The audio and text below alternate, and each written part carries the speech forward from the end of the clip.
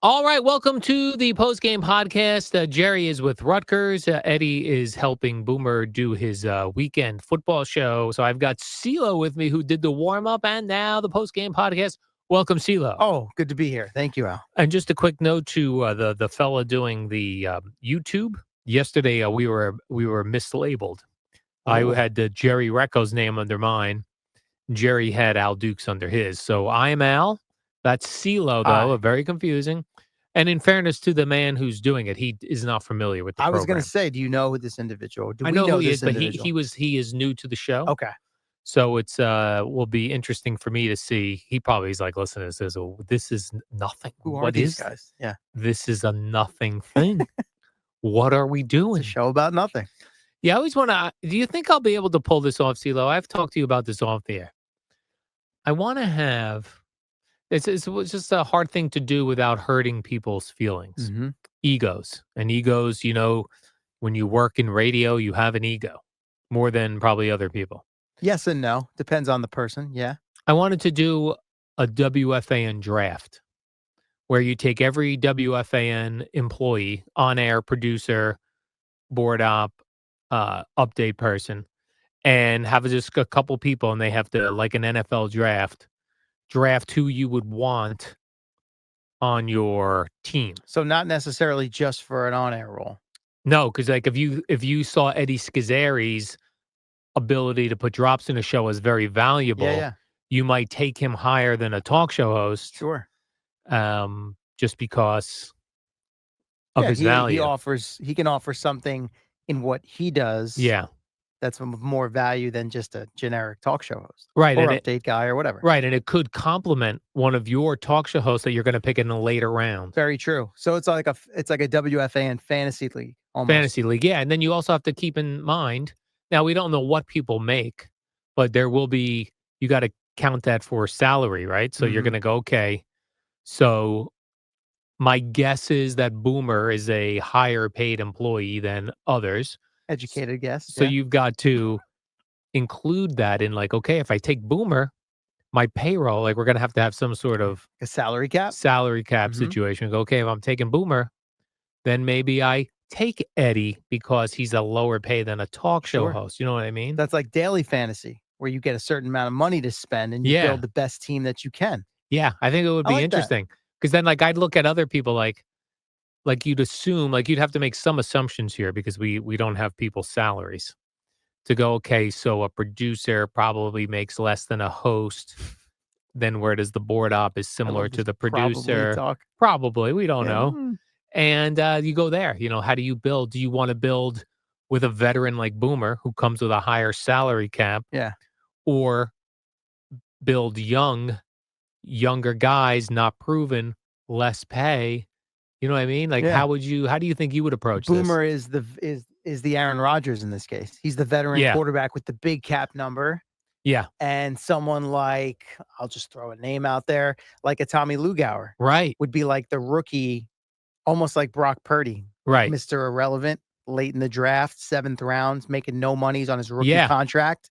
But he's got some talent, and you got to take advantage of that window you have until he gets the big payday. Or do you pick a guy like Sal, who's somewhere in between those two guys, right? Like, what do you... Sounds like Baker Mayfield. Yeah, what do you do? I'm trying to think like how I would... Question. I would probably go... I'd probably try to go more young and cheaper. I'd go like, what do they call that? Billy Bean baseball? What did they call that? Moneyball. Moneyball, yes. I'd probably treat this like Moneyball. Okay. And then just really hope and pray my picks worked out. See, that's a strategy for you. They really didn't have a choice because they didn't have the money to spend. So they had to go look for the cheap options and win on the margins, as they say. And then you also got to do in your draft, what you'd have to consider is, okay, I'm drafting these guys. If you draft Boomer, maybe you don't have the ability to draft Gio. So if you pick Boomer, who are you pairing him with? What's the chemistry? What's the chemistry like? If you take a guy like Sal, we know Sal can do a solo show very well. Tommy Lugauer can scream his way through 4 hours. Sure can. Would you take that into account? Like, I think you have to take all that into account. You're building a team. Building a team, right? Yeah. Yeah, this would be so good. I would love to do this. Sounds like you might be onto something there. Yeah. I don't know how to pull it off without hurting people's feelings. Well, I mean, who cares about people's feelings? You Oh, you do it here. You mentioned egos. I mean, yes, there are egos involved. I think for some, when they get to the top, or the more noticeable folks, but there's also a lot of humbling moments in this business. Yeah. So you can't be worried about egos and feelings. Like, I'd probably take a chance on a guy like a Pat Boyle. Oh, 100%. Like, I might fight you for him. Like Tommy Lugauer is a full-time employee. Yes. He's going to cost more on the payroll as far as when in the draft, when I draft him. Pat Boyle part-time, when I draft him, he's really on a rookie contract. But are you drafting him to make him a full-time member of your team? I am. So all members will be full-time. Yeah. But I could probably have a little more leeway. Tommy's been here since like the earlier Boomer and Carton days. Yeah. He was the third or the fourth morning tape op. Well, let's see. See if I may. Yeah, quickly. Please. I'm trying to think who they were. Bob Dwyer. He was first? I think. No, it was a guy named Dan Cronin. Well, but Dan Cronin, though, he was you recall, dumb button guy. Yes. Because that's how I got hired. Dan Cronin left for law school, and Bobby moved to dumb button. And remember the blog back in the day? Yeah, the blog. Oh, the blog. He had to sit with Spitz and Eric Spitz, and he'd have to go over it and approve it all. Oh, my gosh. It's like archaic when you think about it. Okay, so it was Bobby was cutting tape for Jerry. Well, for Chris Carlin. And Tracy Burgess. Okay. Yeah. Then myself. Mm-hmm. I believe Nick Colombo was after me directly, who also then left for law school. And this is where I forget. I think Max Herman was next, and then it was Tommy. I have that correct? I think it was Tommy first. Tommy, then Max? Yeah, Tommy, then Max. Really? No, you're right. I think so. I think that because then Max wanted to do on-air stuff. Yeah. Similar to me. Yes. Started doing updates, and then Tommy came in. No, it'd be an interesting wrinkle into the WFAN fantasy draft. Here's an interesting wrinkle. You do the first couple rounds until everyone's taken. The next part of the draft, former WFAN employees. So you could take anybody. Anyone who's ever worked here? After a certain amount of rounds. Yeah. Like first we'd get through everybody who currently works here. Right. We exhaust all those possibilities. We exhaust the WFAN possibilities with the Infinity Sports Network. Mm-hmm. Then we go to the next round. We start fresh again. Former employees. Now, you could not pick Imus. He's passed. This would be for you're really building a radio station. Living folks. You got guys like Craig Carton. Kevin Burkhardt is now available. Mm-hmm. Steve Levy, I believe. Right? So some of these guys that have some WFAN roots. Dave Sims. Ed Coleman. Mm-hmm.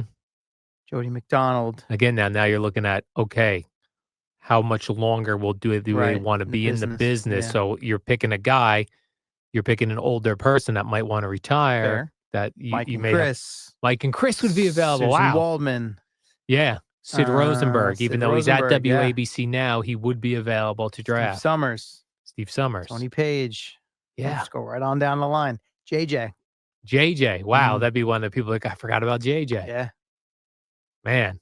It's a long list. This could be. You could really build your own stations. Yeah. Yeah. Now these would be separate teams, though. We'd have existing. No. I think you make it all part of your one team. Really? Yeah. So you got to take that into account. You're going to take Boomer. Can you afford also Mike Francesa? I don't know. Or Russo. You'd have like a 2-man team. That's it. Right, There'd be nobody working for them. You have to really. It's a balancing. 100%. You got to really find the value. Yeah. Break down the numbers, the advanced metrics, the things that, when you bring up with Boomer and Gio on the air, they check out or they yell at you. Yeah. Like today when I referenced OPS, which is pretty common in today's baseball world. Which is? On base plus slugging percentage. Why isn't it called OBS? On base. I think the P is for the plus. Oh, plus. The O covers the on base. Do you think this is something we could do on the WFAN website where listeners could do a draft, like almost like a daily fantasy, where they look at like each person at FAN and prior FAN has a money amount put on their head?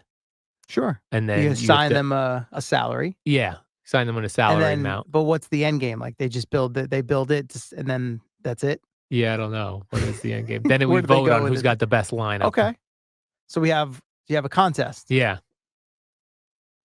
All WFAN Fantasy. And then maybe someone whittles it down to the finalists, and then you put those up for a vote. Yeah. Old Twitter poll. Mm-hmm. Or no, on the website. Like Website poll, you yeah. vote on the website. I think we could do this. It's a good contest idea. I feel like we haven't done a contest like that around here in a while. And each person, if they wanted to, pitch themselves to the fantasy players. I'd be like, Al Duke's here. Yes, I'm a producer, but I do that 1 hour with Jerry. I could probably do 2 hours. I can't do 4 hours for you. But I don't come at as high a price as some of these other guys. Campaign video. Yeah, like a campaign video, right. This message was paid for Al Dukes for WFAN Fantasy. 2025. 2025. I think that could work. I think you're onto something there. You know, I'm going to pitch this to the bosses. And Izzo loves these ideas. Tom Izzo. He does, yeah. Because I know anytime, like, I'll break out an old clip from the archives in my, treasure chest, and it'll get a reaction. He's like, there's got to be a way we can do like an off the air, because some things you can't play on the air, obviously, or you got to bleep them out. Yeah. And he's always wanted to do something with that, and we've just never quite came through with how to package it.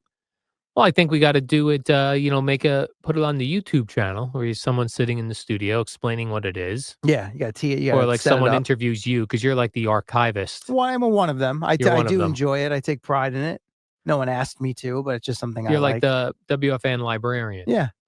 Gio, I think, when he was a non-talk show host, was also someone who collected interesting sound clips. Yes, I feel like he was one of the trailblazers for me when I started working here. I admired his archive, his abilities, yeah, and or him knowing where things were hidden, because that's another key to it. Yeah, some things I haven't put everything in my folder, for lack of a better phrase, but I'll know where to find certain things. Even to this day, I'll get a text from you or from Eddie. Yeah, at 6:45 in the morning. Hey, where can I find XYZ? And then I'll try to explain it, but it's one of those things where, like, if I'm sitting in front of the computer, I can do it without thinking, but to try and explain it to somebody is like nearly impossible. Yeah. An archivist. Eddie said he suggested many years ago to the radio station that they should have a full-time employee that is a WFAN librarian or archivist. Or, librarian, archivist, historian. Yeah, what's weird, though, is like after a certain number of, like when I was doing the podcast with Jerry, and we started in 2015, so we're 10 years in now. So the first couple of years on my own personal computer at home, I would have full years of the podcast. Yeah.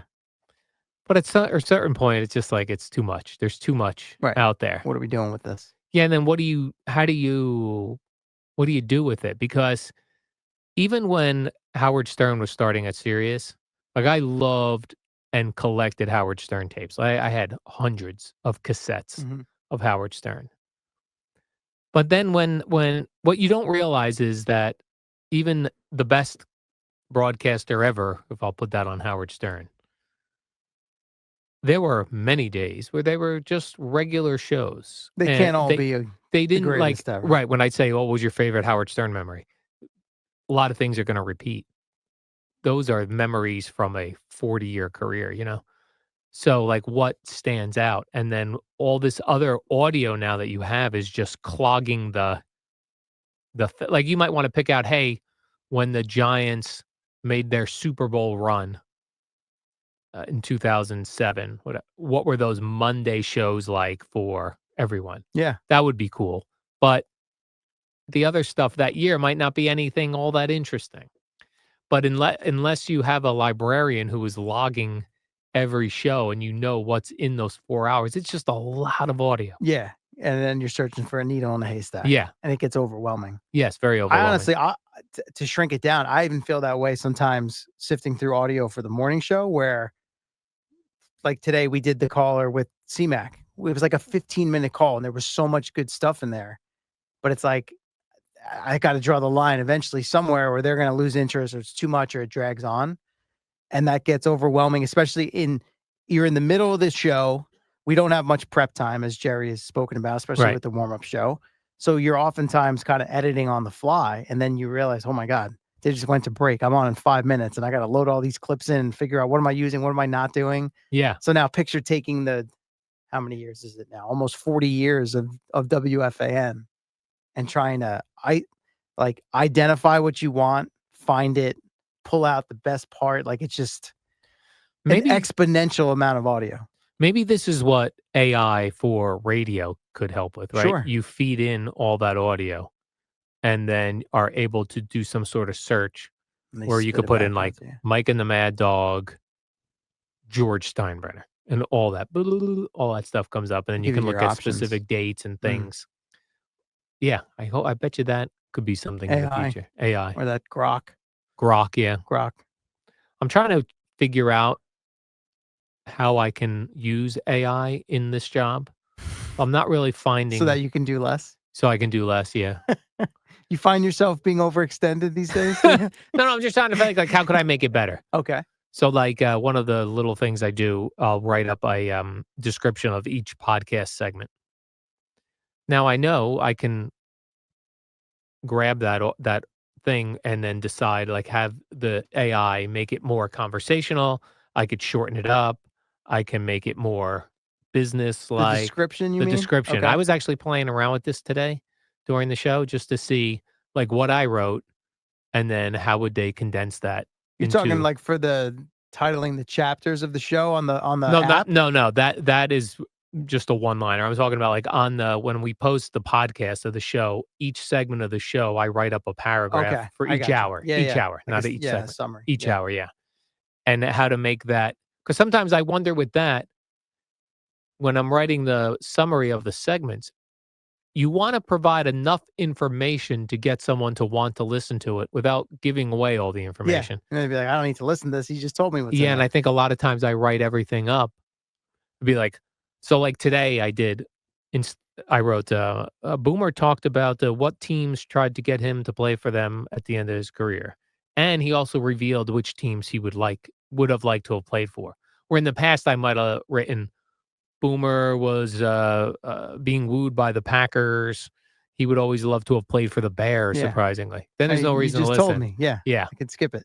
Yeah, you could skip it. So it's like that fine line, and I wonder. You got to tease. Yeah, so maybe but tease. Yeah, so maybe if I take my paragraph and run it through shorten this up, it'll make it so that it's not as much information, so people would want to listen.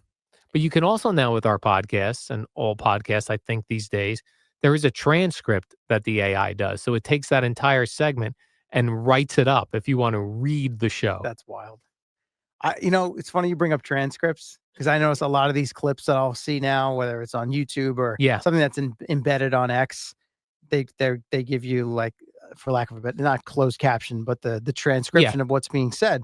And a lot of times the transcription will be ahead of the audio. Yeah. Which I understand if it's something that's not live.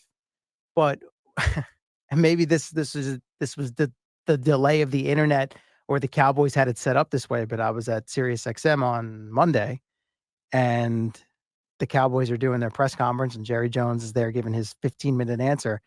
And the transcription of this live press conference was pumping out his answer before I'm watching and hearing him say it. Wow. So like they must have built in a delay, kind of like we have on the radio. But that was interesting to me. It's like you're streaming this press conference live on your website. It's not like, hey, it's live on television. And then here were the words at the bottom. Yeah. So I knew what he was going to say before I heard or saw him say it. That was wild to me. Yeah, that's weird. Yeah. Yeah, the difference between how the video versus audio versus the typing or the transcription. Which is clearly a technology driven. It's not a human being that's sitting there. That's a computer thing or an AI thing. Right, because you'll see that, like you said, on some social media videos and the word is spelled wrong or they use a different word. Right, because it's kind of like that word. Somehow it's processing what they're hearing. Yes. And they think they're saying one thing when it's really not. Yeah. It's fascinating. Yeah. It's interesting where we're all going. Yeah, I've stopped to think about those things a lot more recently, maybe because of the presence of the drones and all that. Yeah. And it's funny, Gio on yesterday's show, I think he said he's doing a deep dive into space right now. And I've watched some stuff recently where I'm like, if you really just stop and think about how minuscule we are, yeah, it's pretty freaky. Just like the day-to-day and how complicated this world and this planet we live on is and all the stuff that goes on and people fighting and arguing and complexities of, government, stock markets and relationships and emotions. And we're just like, our planet is a speck in one galaxy. Yeah. And there's seemingly an infinite number of galaxies. Yeah. And so when you zoom out, it's that's wild. what they say. Like the astronauts really got a perspective on life. Yeah. Because you can get it slightly. Jerry and I have talked about this. Like when you're on just a regular airplane and you're going like from here to California and you're flying over Indiana. Yeah, like 35,000 feet. And you look down, there's just neighborhoods. You're like, this is a random suburb in Indiana. Yeah. And these people are just living their lives over here. I'll never connect with them. They'll never. And We're just flying over. But if you pull back further, then it's like, oh, that's the United States. Yeah. Then the world. That must look very bizarre. It's crazy to me. And again, recently with the space stuff, I watched you even brought it up last year, I think. You were like, why are they doing another documentary on Apollo 13? How's it different than the movie? Yeah. And I never watched it until recently. So then I watched the movie again. And then I watched this Interstellar that I was talking to Gio about yesterday, which is like 10 years old. I'd never heard of it. My nephew recommended it to me. And I'm starting to think about like, it's amazing to me. Like we went to the moon a bunch of times and then we just decided, that's it. 1972, I think it was the last moon. And the furthest a human has ever traveled in space was Apollo 13 because they had to slingshot around the moon. And like think about all the planets, how big our galaxy and solar system is and all the technology we have. And still no one's gone further than they did in, I think that was 1970. Yeah. Like that's wild to me. Yeah. And that's why the moon conspiracy people say that we didn't go. That we didn't go because we didn't have the technology in 1969 originally. And why haven't we been back? Wouldn't it be much easier to go back now? Yeah, you would think. They say it was the costs. And I know they have planned missions to go within the next couple of years, I guess. And now Trump's got us going to Mars. We're going to Mars. Are you, you say the moon conspiracy people. Yeah. Is that you? Are you that guy? I don't think so, but I'm open to listening to the moon conspiracy theories. All right, so then let's play that out for a second. I'm sure we're running short on time. We're good. We've strayed from your WFAN fantasy trip quite a bit. To the moon, yeah. All right, so if that was a conspiracy, then what Apollo 13 was just like a made up controversy and emergency situation just to further throw people off the scent? Yeah, that I'm not sure about. But that was not the original moon landing. No, right? I know, but it wasn't like Apollo 11 landed on the moon and that was it. Like there were multiple crews that went back and there's photographs and that's a good question. People say it's fake and all that stuff. That's a good question because the moon conspiracy theorists that I have heard only talk about that original moon. 1969. Yeah. All right. So that's maybe they just believe that first one was a conspiracy so that we could beat the Russians. Yeah, we had to beat the Russians. But then we actually did go to the moon after that. Perhaps. Yeah, that I'm not sure about. Interesting. I know there's one main moon conspiracy guy. I forget his name, but he was on Joe Rogan this past summer. I think he was on. It was last year. It was 2024. He was on for sure. Because I listened to the whole thing. Yeah. I was like, compelling. Compelling enough that it's interesting to. It doesn't make sense that we could have went to the moon in 1969. That part's weird. I mean, yes and no. I mean, it wasn't like they just woke up one day and put some guys in a rocket and sent them to the moon. Like they chipped away. It was why it was 11. It wasn't Apollo 1. Well, Apollo 1 didn't even get off the ground. They had the fire in the so you know all about all I don't know about all about it, but you have some knowledge. There are historical things that I'm very into. Yeah. So, they chipped away. First, it was just, well, let's leave the atmosphere, and then we're going to orbit the Earth, and now we're going to, so it was a slow process, and the Russians did beat us to certain things, but the moon landing, as we know it, was an American thing. We won Russia, you punks. So I don't know. I have no problem faking the moon landing to get at Russia. Maybe everyday world didn't have the technology, but NASA at the time, I feel like, was way beyond what the everyday world was doing. And the one guy who is the main moon conspiracy theorist. What do you do for a living? I'm the main moon conspiracy guy. He confronted Buzz Aldrin, and Buzz punched him in the face. That's awesome. A couple of years ago. Love that. Popped him right in the mouth. All right. which is fun. I don't blame Buzz Aldrin. Yeah, me neither. That's fun too. Like if you went to the moon and this annoying a-hole is constantly doubting, you just gotta slug him, old man style. Yeah. All right, Sheila, let's do the warm-up show. You and I did that as well. We did. We're gonna go back in time. Back in time. We're going back in time. We'll see you tomorrow is Thursday. Yeah, it is. Thursday. You'll be here for the warm-up program? I will. All right. See you then. Jerry's still somewhere in Chicago. So